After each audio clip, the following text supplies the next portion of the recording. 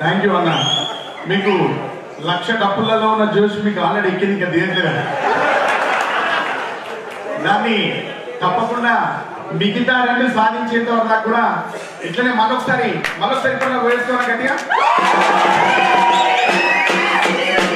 ఇట్లనే మళ్ళా స్టేట్ మొత్తం ఇంజెక్ట్ చేద్దాం రక్తానికి. మనం బండులు లేదు, ఎవరు బండునిచ్చలేదు.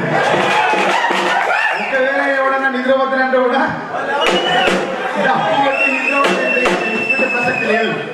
పెడతామా? మేము వర్గీకరణ 4వ తేదీ రోజు అనౌన్స్ అయింది. నాలుగా 4వ తేదీ రోజు ఏదో అనౌన్స్మెంట్ జరిగిన వాళ్ళే. నేను అప్పుడు వరంగల్లో ఉన్నా. అన్న నన్ను వరంగల్ పంపించారు, నేను వరంగల్లో ఉన్నా. ఈ వరంగల్ అందరూ ఏం చేసినంటే కాకతీయ యూనివర్సిటీలో ఏదో చిన్న కార్యక్రమం చేద్దాం రమ్మంటే అక్కడికి మన కుమార్ అన్న, ఎవరు మంద కుమార్ అన్న, బొడ్డు దయాకర్ అన్న, ఒక భిక్షపత్ అన్న, కుట్ట భిక్షపత్ అన్న, ఇప్పుడున్న మన సూరన్న పటేల్ మాధవ్ గారు అందరం కలిసి కాకతీయ యూనివర్సిటీ పోయినాం. కాకతీయ యూనివర్సిటీ మీకు ఎందుకు చెప్తున్నా అంటే ఇందాక ఏకదాటిగా మన వాళ్ళంతా పాటే పాడారు కదా, నేను ఎక్కువసేపు మాట్లాడాలా పాడాలా? పాడాలనా? అప్పుడు ఆన్సర్ సరిగా చెప్పాలి, నువ్వునే మాట్లాడా. చెప్పండి. రెండో అయితే విక్టరీ మళ్ళీ రాబోయే రోజుల్లో కృష్ణన్న ఇట్లా అనాలని కోరుకున్న అందరూ మీరు కోరుకుంటలేరా? మీరు కోరుకుంటలేరా? ఇట్లా కృష్ణాన్ని ఇట్లా అనాలని కోరుకున్న అందరూ. అరే ఎంతో మంది చేత కృష్ణాన్ని ఇట్లా అనిపించింది బాబు, లెక్కలేదు. మా నాన్న ఒక కథ చెప్పాడు ఒకసారి. ఒక ఊర్లో ఒక రాజు ఉంటాడు. ఒక ఊర్లో అన్నా మీరు ఎవ్వరూ మాట్లాడదు ప్లీజ్, ఎందుకంటే నాకు ఇచ్చిన టైమే చాలా తక్కువ. ఇప్పుడు మాట్లాడుతున్నప్పుడు నరేష్ అన్న లేచి వచ్చిండు అంటే నేను 100% ఫెయిల్ అయినట్టే. ఒకవేళ నేను మాట్లాడుతున్నప్పుడు అధ్యక్షుల వారు లేచి వచ్చింది అనుకో, నేను 100% దారి తప్పినట్టే లెక్క. ఓకే, నాకు దారి తప్పనియదు. అంటే మీరు కొంచెం సమయం పాటించాలి అంతే నా రిక్వెస్ట్. మా నాన్న ఎప్పుడో మా ఊర్లో మా ఇంటి ముందు ఎప్పటికీ పంచాయతీ నడుస్తూ ఉండేది పొద్దున్న ఎత్తే. ఒక రోజు ఒక ఆయన వచ్చి మా నాన్న దగ్గర కూర్చుంటే నాన్న చెప్తాను, అక్క అన్న మంచిగా కూర్చో ప్లీజ్, దండం పెడతా, నాకు ఇచ్చిన టైం తక్కువ. మిమ్మల్ని అప్పీల్ చేసుకోవడానికి టైం పెడితే నన్ను దింపేస్తారు వీళ్ళు. ప్లీజ్ టైం తక్కువ కాబట్టి మా నాన్న కూడా చెప్తా ఉన్నాడు, పంచాయతీ చెప్తాడు. అప్పుడు నేను మా ఇంటికాడ గద్దె కూర్చొని పాలు పోతాను అందరికి. ఈ పాలు పోతానే మా నాన్న పంచాయతీ చెప్తాడు. ఆయనకు చెప్తాను, ఆయనకి ఎందుకు అసలు ఆ పంచాయతీ ఏదో నీ మధ్యలో లేచి పోడే మా అమ్మ ఊసి పెడితే పోయాలి అందరికి. మా నాన్న ఆయనకు వివరణ చెప్తాను. ఏం చెప్తానంటే ఒక ఊర్లో ఒక రాజు ఉంటాడా, ఆ రాజు ఎప్పుడు అన్నదానం చేస్తుంటాడు, ఎప్పుడు వస్త్రదానం చేస్తుంటాడు, ఎప్పుడు ధనాన్ని కొంత సహాయం ఇస్తూ ఉంటాడు. ఎవరెళ్ళి ఏమడిగినా రోజు పొద్దున్నేసి మా అమ్మ ఇట్లా పాలొప్పితే నేను పోసిందో అట్లా ఆయన ఎవరొస్తే వాళ్ళకి ఏది అడిగితే అది ఇచ్చుకుంటా ఆయన అక్కడ కూర్చుంటాడు. ఒకసారి ఆయన అనుకోకుండా ఒక ఊరికి పోతాడు. ఒక ఊరికి పోతే ఎంతో మంది ఆయన దగ్గరికి వచ్చి నమస్కారం చెప్పి దండం పెట్టి కాళ్ళకు నమస్కరించి మాట్లాడుతూ ఉంటారు. ఆయన నుండి మీరెవరు బాబు అని అడుగుతారు. ఈ దండం పెడుతున్న వాళ్ళని, కాళ్ళు మొక్కుతున్న వాళ్ళని, నమస్కరిస్తున్న వాళ్ళని, చాలా వినమ్రంగా మాట్లాడుతున్న వాళ్ళందరినీ చూసి మీరు ఎవరబ్బా అని అడుగుతారు. అడిగితే అప్పుడు వాళ్ళంతా చెప్తా ఉంటారు. ఏం చెప్తా ఉంటారంటే, రాజుగారు నేను ఆకలితో మీ ఊరికి వచ్చి మీరు అన్నం పెడుతున్నప్పుడు క్యూలో నిలబడి నేను అన్నం తిన్నా, మీ చేత నాకు అన్నం పెట్టిరు అని చెప్తారు. ఇంకో కాలు మొక్కిన వాడిని అడుగుతాడు, ఏందయ్యా నువ్వెవరు బాబు అని అడిగితే, మీరు ఒకసారి నాకు కష్టం వచ్చినప్పుడు మీ ఇంటికి వస్తే నేను మీ ఇంటి దగ్గర ఉన్న లైన్లో నిలబడి మీ దగ్గర వరుస క్రమంలో నేను వస్తే మీరు నాకు కొంత ఆర్థిక సహాయాన్ని అందించి పంపించరు అని చెప్తారు. ఒక ఆడిబిడ్డ నమస్కరించి మాట్లాడుతుంది, నువ్వేంది బిడ్డ అని అడిగితే, నేను మీ ఇంటికి పండుగ రోజు వస్తే నాకు సీరియస్ ఆరే పెట్టి పంపిన రాజుగారు మీరు, అందుకే మీరంటే నాకు కృతజ్ఞత ఉంది అని చెప్తారు. ఈ తెలంగాణ రాష్ట్రంలో ఆంధ్రప్రదేశ్లో కృష్ణన్న కూడా చాలా మందికి అట్లా బిచ్చవేసింది.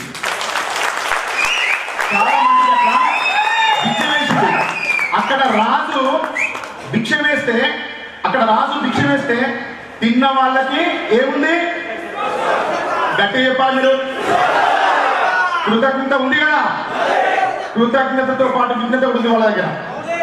కానీ ఇక్కడ కృష్ణన్న అనే రాజు దగ్గరికి వచ్చిన వాళ్ళకి కృష్ణన్న పదవులు భిక్ష వేసిన తర్వాత మదమెక్కి బలుకొచ్చి అహం వచ్చి విలువీగుతున్న వాళ్ళు బయట వాళ్ళు కాదు భయ్యా, మన కుటుంబ సభ్యులే. మనం రాజుల్ని భయపెట్టగలిగినాం, రాజుల్ని భయపెట్టగలిగినాం. ఈ రాష్ట్రాన్ని పరిపాలించిన వాళ్ళని, దేశాన్ని పరిపాలించిన కృష్ణని అడ్డం పెట్టుకుని ఉత్సవం.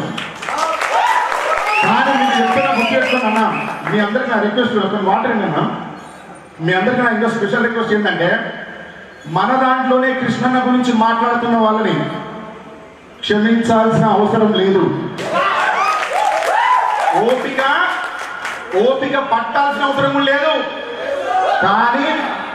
కానీ ఈ రాజు పర్మిషన్ ఇస్తాడబ్బా, ఇస్తే నీ అబ్బా మీరే ఎక్కడ కూర్చొని డప్పు కొడతావా అంటారో, నీ బెడ్రూమ్ లో కూడా ఉండి కొడతాం మేము, నీ బెడ్రూమ్ లో కూర్చొని కొడతాం మేము. నువ్వు కృష్ణన్న పేరు తీయకుండా ఈరోజు మాట్లాడావు కదా, నీ పేరు చరిత్రలో లేకుండా తుడిచేయగలుగుతాం. మీరు తలుచుకుంటే, మేము తలుచుకుంటే చేస్తాం ఆ పేరుని, ఆ పని మేము చేస్తాం. కానీ కృష్ణన్న కత్తి బట్టి పొడిసేవాడికి కూడా గుడ్డను కోసుకొని తీసుకుపోరానిచ్చే జాతి. ఆయన మంచితనాన్ని అదుపులో తీసుకొని, ఆయన మంచితనాన్ని ఆయన తప్పు చేసి వచ్చిన, ఇప్పుడు ఇంకొక చిన్న పొడుపుగా చిన్న కథ చెప్పచ్చు గురుగారు, అధ్యక్షుడు వారు. నేను ఎక్కువ సమయం తీసుకోవాలని, ఇది కూడా మా నాన్న పంచాయతీలో చెప్పిందే కాదు, సారీ మా పాలనకి చెప్పిన విషయం ఇది. మాకు 4 బర్రెలు ఉండేది, ఒక 4 బర్రెలు 6 బర్రెలు ఉండేది. దాంట్లో ఒకటి పయ్యేదని ఉండే, బాగా దొంగలు ఉండే, కానీ అద్భుతంగా ఆ బర్రె బాగా పాలించేది. అంటే ఆ బర్రె నా పని ఏంటంటే, బర్రె ముంగట నేను తవ్వు పట్టుకొని నిలబడితే మా పాలే వెనుక పొదుగు పట్టిన బురద గిరి అంతా అడిగి దాన్ని పాలు పిండేది. మీకు అర్థమవుతుందని చెప్పేదన్నా, నేను ముంగట పల్లి డబ్బు పట్టుకొని ఉండాలి, వెనుక ఆయన మా పాలు వెనుక పట్టుకున్నా తెలుసు, వెనుక ఆయన పాలు పిండుతాడు. ఎందుకంటే మా ఆడతో రోజు నాన్న ఏంది ఈ పని, నేను ఆడిపోవడం దీనికోసం రోజు నేను పొద్దుగా వీడు పాలే రచ్చను, నేను ఓడు అమ్మ ఓడు అందరం అక్క ఇంట్లో కలిసి మేము ముంగట పట్టుకొని దాన్ని చీడుకుంటూ ఉండాలి, ఊళ్ళో పిండ పెట్టాలి, అవసరమా? ఈ బర్రె అమ్మేది అయిపోతుంది కదా అన్న. అంటే మా నాన్న అన్నాడు కదా, అరే దాన్ని మనం ఇంత పాప పెంచుకుంటూ వచ్చినాక అది పెరిగినాక ఇట్లయితే మనకు తెలియదు కదా, అది పొడిసే బర్రె అయినా మన బర్రెరా, దాన్ని మనం దాచుకోవాలని చెప్పాడు మా నాన్న. దాన్ని మనం విడిచిపెట్టాలి అని చెప్పింది. కృష్ణన్న కూడా మన దాంట్లో పొడిసే బర్రెలు ఉన్నా అవి మన బర్రెలు ఏరపోయి ఏమనుకుని అని చెప్తాడు. ఇదే ప్రాబ్లం. కృష్ణన్న ఒకవేళ ఇట్లా అంటే ఆంధ్రజ్యోతి ఆఫీసులో తగలబడ్డాయి మీరు పెద్ద లెక్కన కదా. అందుకే చెప్పిన వాళ్ళంతా కలిసి కుతంత్రాలు అల్లి, కుట్రలల్లి, పగలు అల్లి, ప్రతీకారాలు అల్లి, మన మీద ఇష్టం వచ్చిన కథలు అల్లి అన్న ప్రజల్లో ఉంటే వాళ్ళు ప్రభుత్వంలో ఉండి మళ్ళా 2% దొంగిలించిరా. అంతమంది కూర్చుండి అది చేస్తే నాకు శివాజీ సినిమాలో డైలాగ్ గుర్తొచ్చింది. అన్న రేవంత్ రెడ్డి గారు వెళ్ళినప్పుడు ఏంటని, నాన్న పందులే చెప్పండి, పందులే సింహం, ఒక్క సింహం సిగిలేకపోతే 20 రోజులు ఎక్కడ నేను భయండి.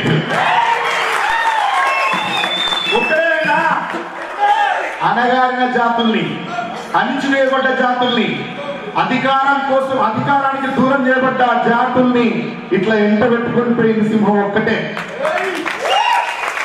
ఎంత చేసిన పోరాటం, జస్ట్ ఒక గంట పోయి సీఎం గారి దగ్గర మీరంతా నెలల తరబడి, సంవత్సరాల తరబడి ఒక్క మండకృష్ణ ఎట్లా వెన్నుపట్టుకోవడానికి మీరు సంవత్సరాల తరబడి చేసిండు. కానీ ఒక్కడే ఎంతసేపు చేసిండు, ఒక్కటే గంట, ఒక గంట మాత్రమే ఒక్క గంటనే సినారియో అంతా మార్చుకొచ్చిండు. ఇప్పుడు చెప్పండి, ప్రభుత్వంలో ఉన్న మీరు మొగలా, ప్రజలో ఉన్న మేము మొగలా? ఎవరి దగ్గర అధికారం ఉంటే,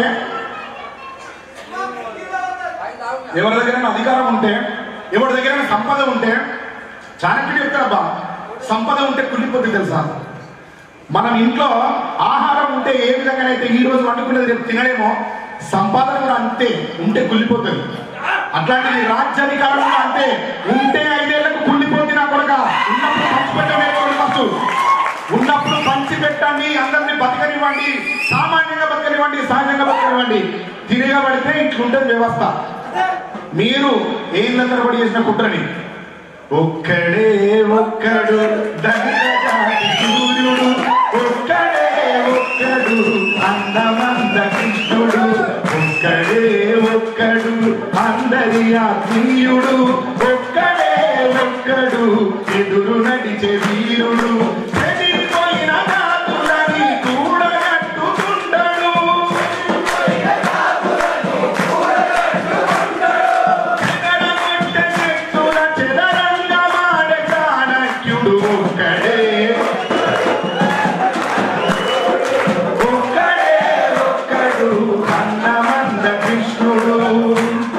ఈ పాటని నేను చాలా చోట్ల ప్రజెంట్ చేసిన.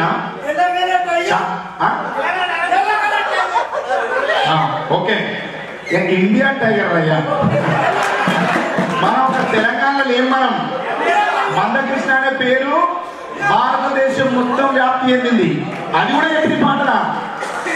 నిలువెల్లా సమస్యలని కౌగిలించుకున్నవాడు పుట్టకయ్యా. ఈ లిరిక్ వీళ్ళకి తెలియదు. ఇది కూడా నేను పాటలు ఎక్కడ సరిగా వాడలేదు కాబట్టి ఇప్పుడు చెప్తున్నా. ఎందుకు చెప్తానంటే, ఈ పాటలో నేను ఏ విషయాలనైతే కృష్ణను దలుచుకొని నేను ప్రస్తావించినో, ఏ విషయాలనైతే నేను కృష్ణ నుంచి ఇన్స్పైర్ అయి రాసినో, ఇదే వాళ్ళు వర్గీకరణ అని పేరు పెట్టి మోసం చేసిన తర్వాత ఇమీడియట్ గా వేయండి. ఎట్లా మళ్ళీ కృష్ణ జనంలో నిలువెల్లా సమస్యలను కౌగిలించుకున్నవాడు, వెనకబడిన తన జాతిని ముందుకు నడిపించేటోడు, గుణపాఠం చెప్పుకుంటూ గుణపాలను దించినోడు, ముట్టడులే పెట్టుబడిగా కట్టుబడిన గుణవంతుడు, ధిక్కారమే భాస్వరంలో నరనరాన పొదిగినోడు, భారత ఖండములో కొత్త పొద్దై ఉదయించినోడు, ఒక్కడు దళిత జాతి సూర్యుడు, ఒక్కడే ఒక్కడు అన్నమంద కృష్ణుడు, ఒక్కడే ఒక్కడు అందరి ఆత్మీయుడు, ఒక్కడే ఒక్కడు అన్నమంద కృష్ణుడు. నాకు మీతో మాట్లాడాలన్నది, ఇంకా పాట పాడాలన్నది, కానీ నేను కూడా చెప్తాను, మేము కూడా కళాకారులను హీరోల దగ్గర రావద్దు, వేదికల కన్నా కారణమైంది. మేము కృష్ణన్న కంటే ముందు రావాలి, తర్వాత వేదిక నుంచి కృష్ణన్న కంటే ముందు నేను తప్పకుండా ఉంటాం మీతో.